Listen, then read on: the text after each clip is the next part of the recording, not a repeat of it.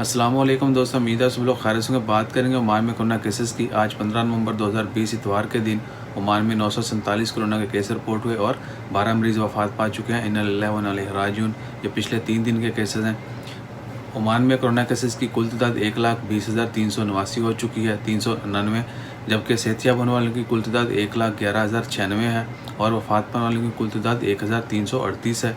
इसके अलावा पिछले 24 घंटों में 26 मरीजों को हॉस्पिटल में एडमिट किया गया और हॉस्पिटल में एडमिट मरीजों की कुल तादाद 300 है, जबकि 138 मरीज अभी तक ICU में हैं।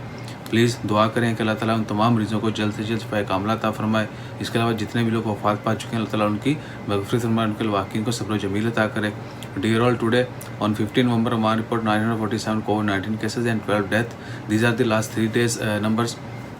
In Oman, total cases reached 1,20,389 and total recoveries 1,11,096 and total death in Oman due to COVID-19 are 1,338. Also, 26 patients admitted to hospital in last 24 hours and total number of patients in hospital are 300 while 138 patients are still in ICU.